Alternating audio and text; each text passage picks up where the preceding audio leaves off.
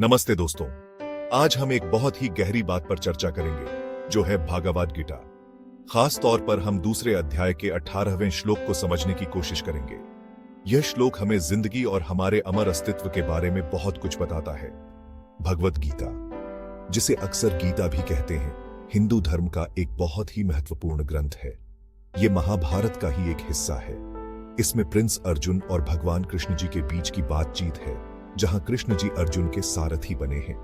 यह बातचीत कुरुक्षेत्र के युद्ध से ठीक पहले हुई थी, जब अर्जुन युद्ध लड़ने को लेकर दुविधा में थे।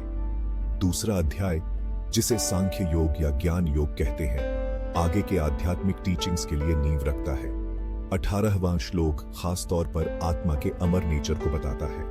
संस्कृत में इसे ऐसे कहते हैं, अंतवंत इमे देहा नित्यस्योक्तः शरीरिणः अनाशिनो प्रमेयस्य तस्माद् युध्यस्व भारत। इसका मतलब है, ये शरीर तो नाशवान है, लेकिन हमारे अंदर की आत्मा अमर, अविनाशी और अनंत है।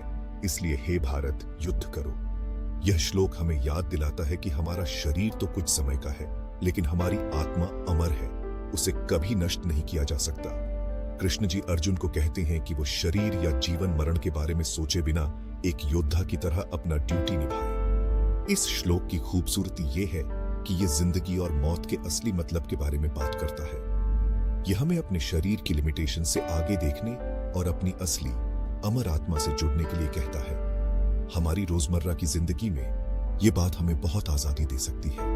ये समझना कि हम सिर्फ हमारा शरीर नहीं है, बल्कि उससे कहीं ज्यादा है, हमें उन डर और अटैचमेंट से मुक्त कर सकता है जो हमें बांध कर रखते हैं।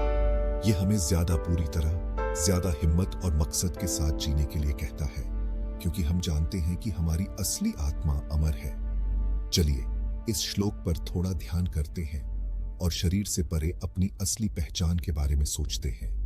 गीता के ज्ञान को अपने अंदर उतारें और उसे अपने आध्यात्मिक सफर में हमारा मार्गदर्शक बनने दें। इस आध्यात्मिक खोज में मेरे साथ आने के लिए धन्यवाद। याद रखें, सफर भी मंजिल जितना ही खूबसूरत होता है। नमस्ते।